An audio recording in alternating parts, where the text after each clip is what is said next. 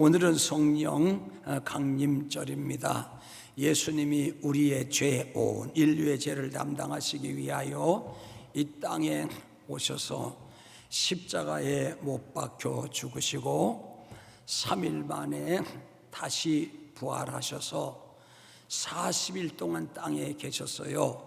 그래서 다양한 장소에서 여러 사람을 찾아가시고 만나시고 음식도 잡수시고 하나님의 말씀을 또 가르쳐 주시고 깨우쳐 주기도 하시다가 이제 40일 만에 주님이 하늘로 승천하시는 거예요.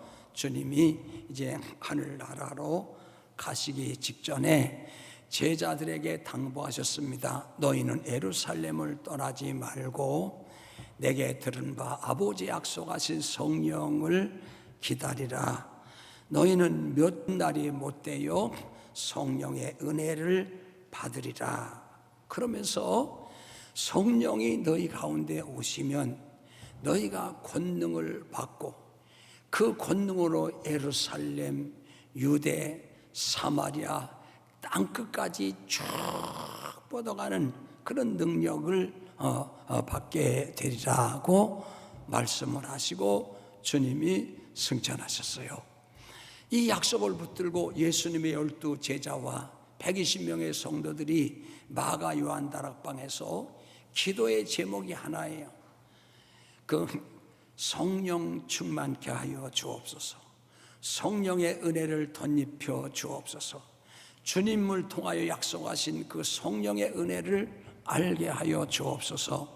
우리가 성령님을 다 알고 이해할 수 있는 것은 아니지만 성령 충만 받기를 원합니다. 그러면서 간절히 10일 동안 기도하게 되는데 그 열흘째 되던 날, 그러니까 예수님이 부활하시고 50일째 되는 날이죠. 예수님 승천하시고 열흘째 되던 날이니까 이날 그 마가 요한 다락방에서 간절히 기도하던 그 제자들과 120명 성도들에게 성령이 충만하게 되는 거예요. 성령이 충만하게 되니까 사도행전 2장 1절에 있는 그대로 저희가 다 같이 한 곳에 모였는데 하늘로부터 급하고 강한 바람 같은 소리가 저희 앉은 온 집에 가득하고, 이 교회에 이런 역사가 한번 나타나야 돼요. 그 다음에 불의 요같이 갈라지는 것이 저에게 보여 각 사람 위에 임하여 있고, 무리가 다 성령의 충만함을 받고 또 성령이 말하게 하심을 따라 각기 다른 방언으로 말하기를 시작하게 되고 복음을 전하면서 신약의 교회가 시작이 되는 거예요.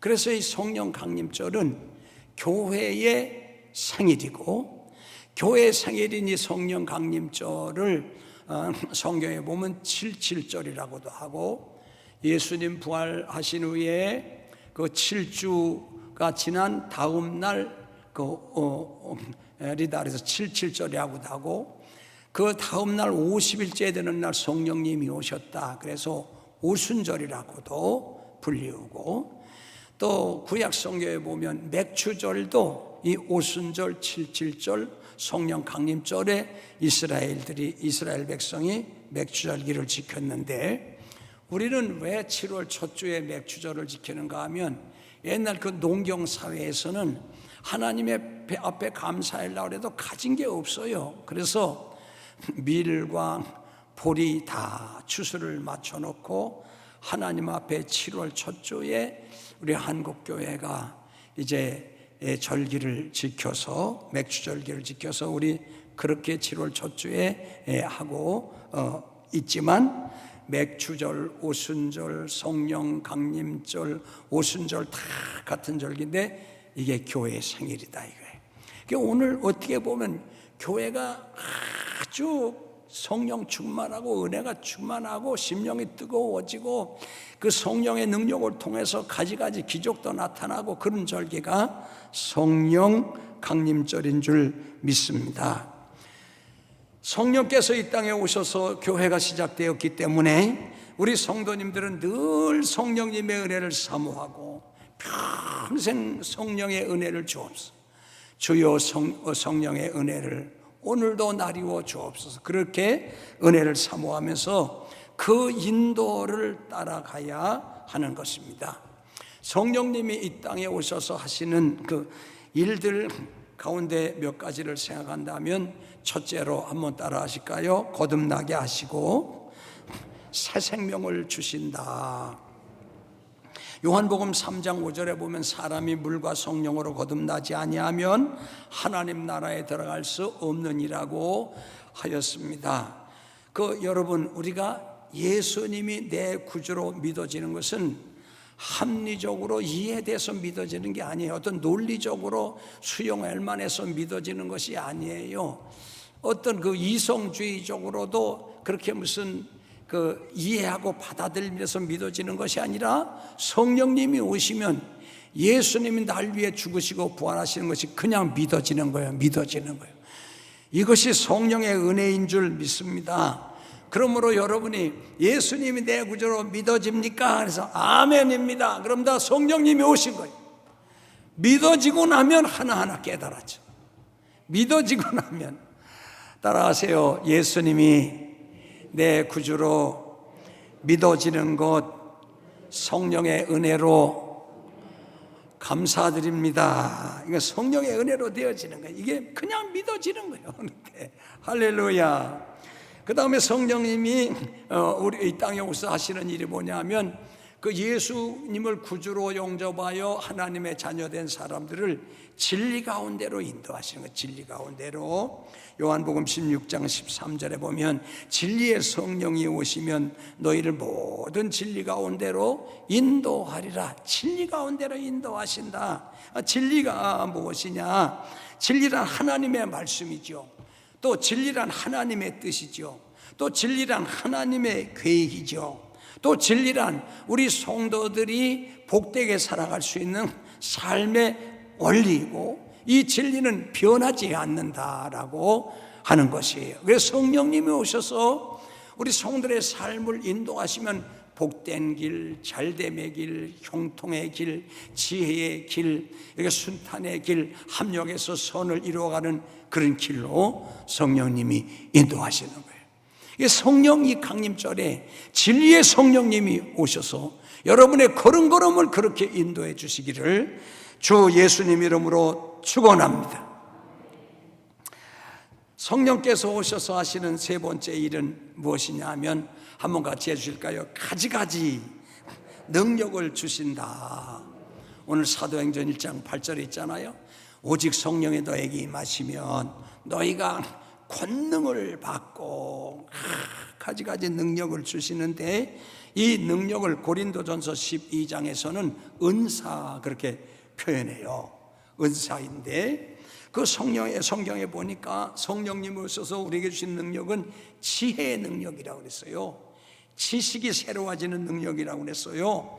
그 다음에 어떤 환경에도 흔들리지 않는 믿음의 은사, 믿음의 능력이라고 그랬어요. 모세가 보면 지팡이 하나 들고 쫙 바로 앞에 가잖아요. 이건 대단한 믿음의 능력이에요. 그렇죠?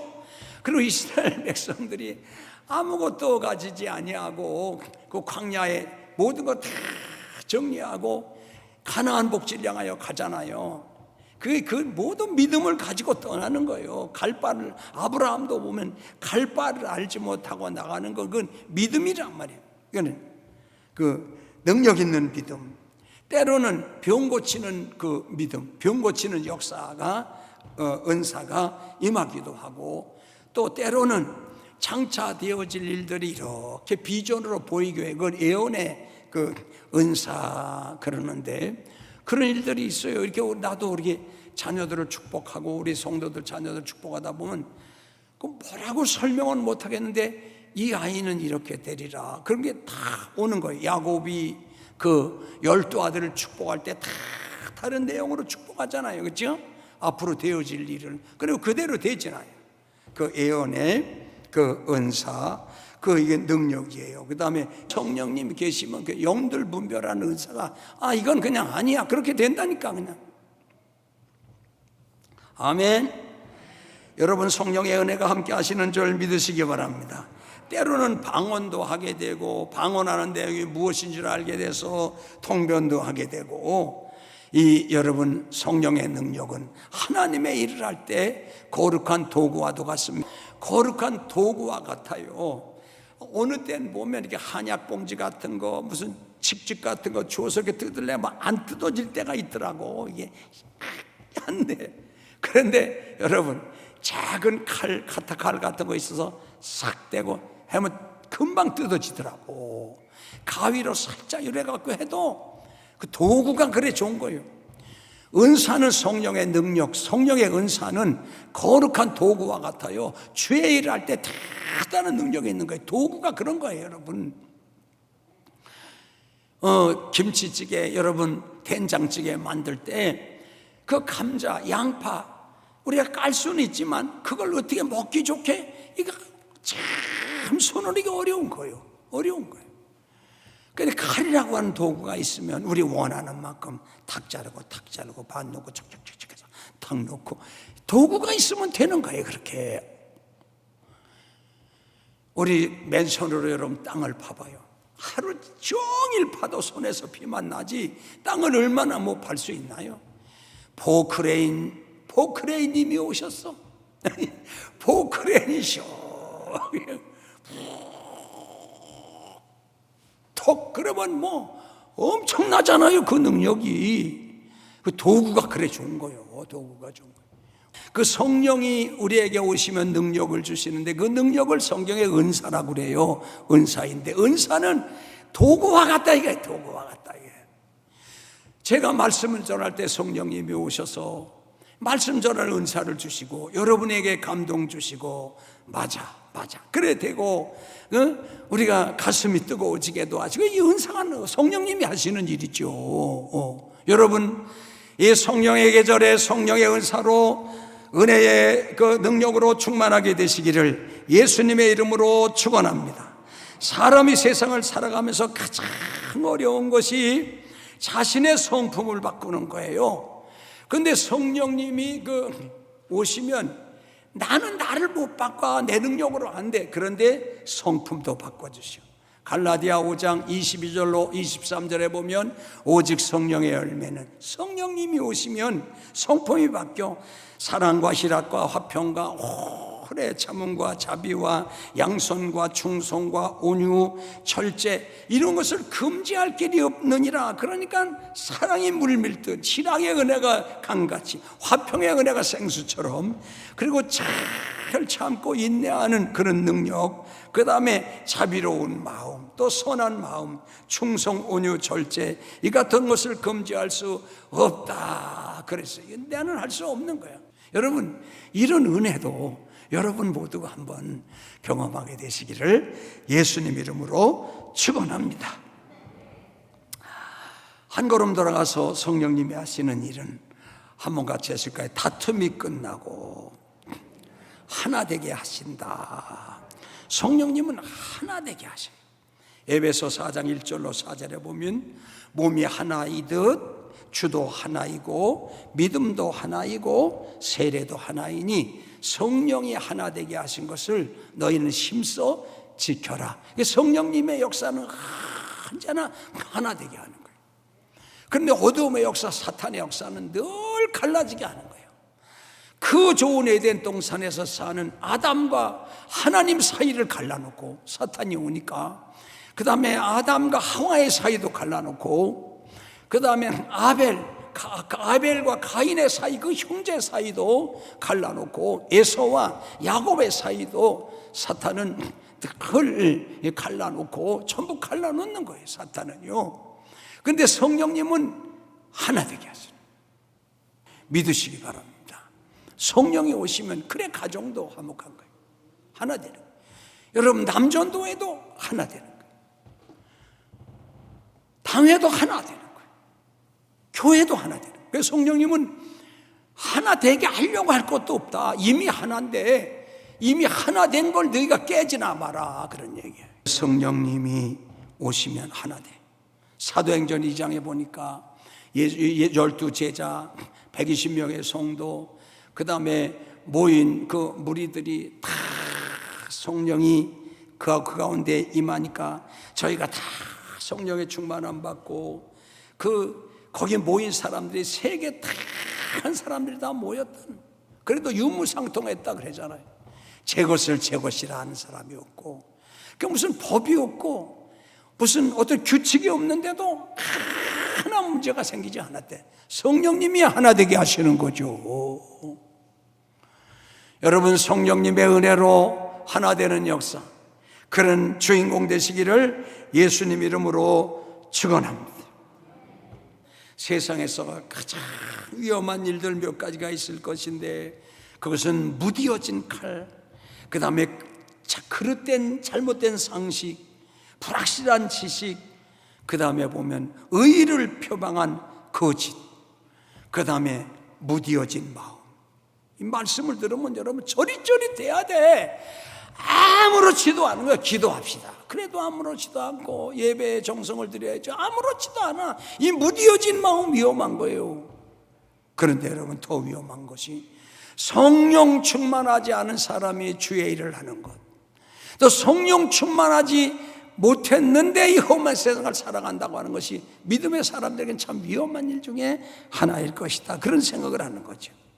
여러분, 불과 한 20여 년부터 우리 손에 휴대폰이 다 들어왔잖아요. 20년 남짓 하잖아요. 그리고 휴대폰이 컴퓨터가 집집마다 있잖아요. 여러분, 그 컴퓨터가 말이에요, 전 세계가 나옵니다. 그 안에서 한도 끝도 없이 나옵니다. 지식이 한도 끝도 없이 나옵니다. 역사, 문화, 예술, 무슨 루브르 박물관 안 가도요, 내가 볼 수 있는 그림을 찾으려고 그래. 거기 들어가면요, 루브르 박물관 치면 쫙 나오는 거예요. 또 고갱의 그림, 그럼 쫙 나오고, 반고흐 작품 쫙 나오고 말이, 셰익스피어의 그 내용, 그 셰익스피어의 줄거리, 그 나오는 거예요. 쫙.